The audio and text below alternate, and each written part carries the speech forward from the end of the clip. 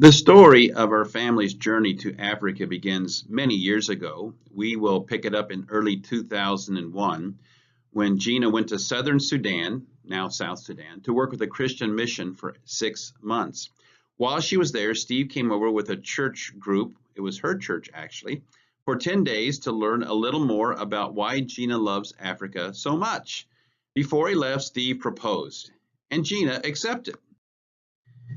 In 2003, we returned with our family of 3 to southern Sudan, and you can see here women from the village of Pochala where Gina had served, and they are praying over us, and who knows what their prayers might have been.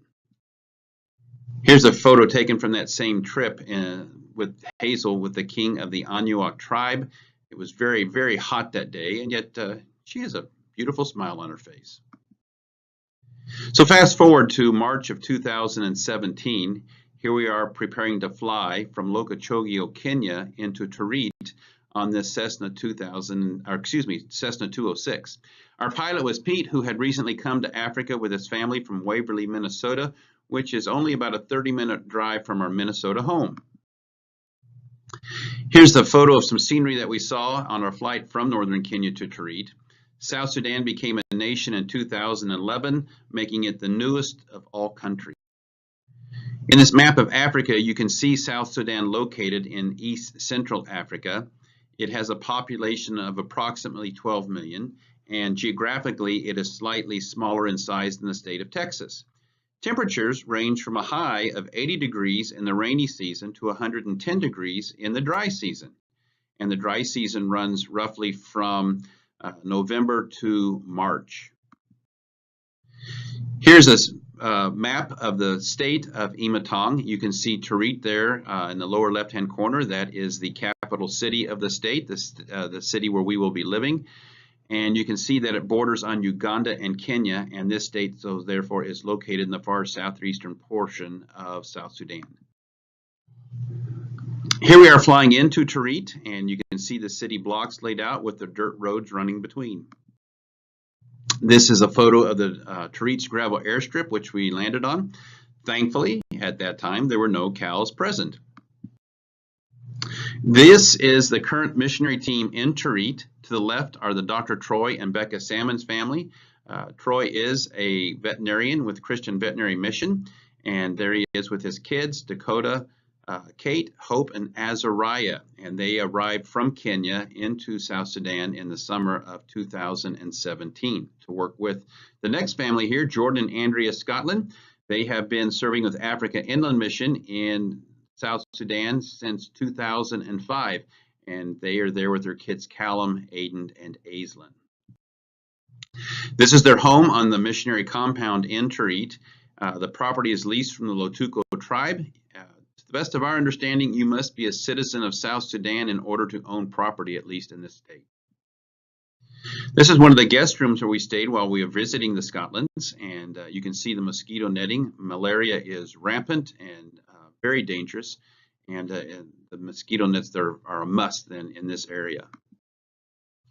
Here's lunchtime at the Scotland home, and you can see the kids there preparing to eat kisera, which is the limp flatbread you can see there in the forefront on the bowl and just in front, and greens and bushmeat. And this was the only meal we were served while we were several days while we were there that had meat, because meat's just not very easy to come by. So here's a photo of downtown Tarit, and you can see some utility lines there, and really we have no idea what they're there for because there are no utilities of any kind in the city. And there is, however, though, limited cell phone service. It's a city of approximately 50,000, hard to know for sure. The last service station did close down in December of 2016. Here's a woman trying to earn just a little extra money if possible by selling mandazis in the local market.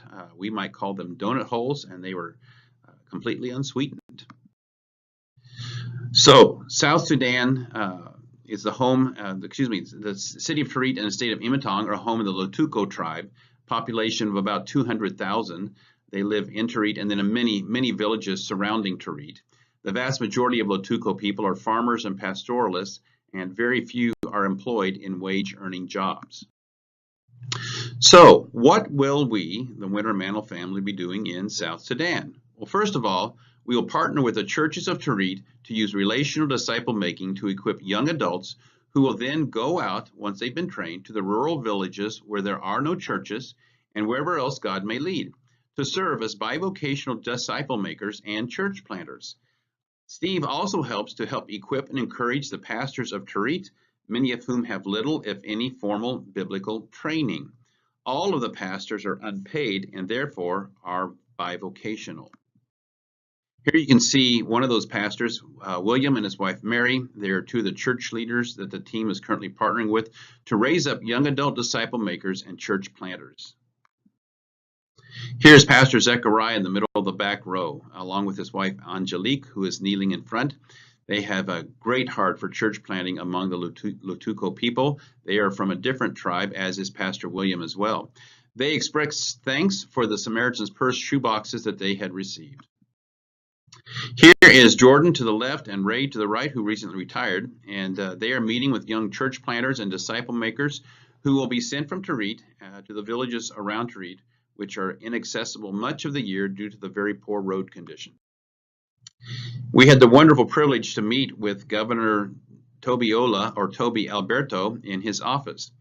Several years ago, Toby was discipled by Jordan, our host and team leader, and we were able to pray with him and lay hands on him while we were there in his office.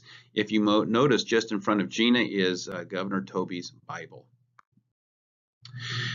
Jordan took our entire family in his vehicle to visit the village of Imatong. It was about a 2.5-hour drive from Tarit. In the forefront is the only store, if you will, that was found in the village. This is where home brewed beer was sold. On the road from Tarit to Imatong village is this photo. Much of the area around Tarit is flat. However, there are numerous small mountain ranges in the vicinity. Interesting to me, maybe to you, is that Mount Kenyeti, the highest mountain in South Sudan, which is 10,456 feet, is located not far from where this photo was taken. Here's a picture of Jordan being a good Samaritan on the road to Imatong village and pulling out a vehicle which had gotten stuck in the mud. Poor roads are one of the biggest physical obstacles to improving life in South Sudan, and the rainy season was only just beginning. These tukels, or homes in Imatong, are homes of the Lutuco people in that village. The people of Imatong are predominantly animists, and that is the belief that spirits inhabit the mountains, the forest, the river valley, and plains of the area.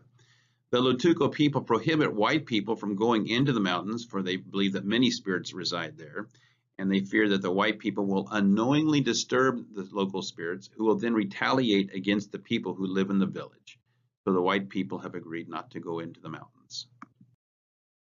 Here we are with Benjamin in his tukel. Benjamin was discipled by Jordan in Tarit and has now been sent to Imatong village, where he disciples children and serves as an elementary school principal. In typical African fashion of male friends walking hand in hand, Benjamin and Abe are leading the way to the Imatong Elementary School. Here are some kids in their classroom. The official language, interestingly, of South Sudan is English, and is the language, primary language of instruction. Many students are trilingual, speaking their tribal language, and Juba Arabic, which is the local trade language. Here's a little nicer classroom at the elementary school. For these students to go to middle school or to high school, they must walk many miles to Tarit and then find a place there to live, because this is the only location for high schools in the state, to the best of our knowledge. Here's some school kids enjoying a mango break under the mango tree, a great treat. So along with church planting and disciple making, what else will we do? Well, just as Jesus met both spiritual and physical needs, we plan to do the same. We will help with veterinary medicine, because Gina is a veterinarian, and animal production and sustainable agricultural methods. Steve spent 25 years on his family's farm in Kansas and also has a degree in agriculture. Here's a photo of what you might say the Tarit stockyards, if you will. These cattle are on their way to the national capital city of Juba, where they will be sold for slaughter. Dr. Troy, along with Dr. Gina, hope to help improve cattle, goat, sheep, and chicken production in the area. Here's a photo of a demonstration plot in Kenya. This plot was to demonstrate the use of conventional farming methods versus conservation farming methods. The conservation methods are on the right, the conventional on the left, and the difference is striking. The soils of South Sudan are very fertile, and many have commented, agronomists have stated, that if the agricultural potential of South Sudan were ever realized, it would have the capacity to feed the entire continent of Africa. However, poor nutrition plagues South Sudan. A third of the population can't feed themselves. More than 30% of the children under the age of 5 are malnourished. And in the spring dry season, when the famine was at its worst, at least 4 children every day were dying in a community of 10,000 people. Hazel took this photo of children in Imatong village when we visited. The kids' distended bellies and orange shaded hair are evidence of malnutrition. Here's a little girl with kwashiorkor, evidenced by a distended belly. It's a life-threatening form of malnutrition and is caused by a lack of protein. Cassava and sorghum are staple foods in much of South Sudan and are eaten nearly every day. These foods are high in carbs and lack sufficient protein for a balanced diet. Interestingly, sorghum was brought from South Sudan to America many decades ago and is now grown in Kansas, Nebraska, Oklahoma, and Texas, even as far away as South Carolina, where it is commonly called milo and used primarily for animal feed use. Here's a woman in Imatong hand milling cassava flour with stones for the evening supper. These 2 little ones were right next to that woman we just saw, and they are having fun with their toys, a pretend stone mill. You can see the stones in the little one's green shirt, the green shirt in his hands, there in the photo. These kids are the future of South Sudan. It is the fastest growing country on the entire continent of Africa. In the next 12 years, the population of South Sudan is projected to double in size. Now is the time, because the harvest is ripe, for the gospel to go into South Sudan.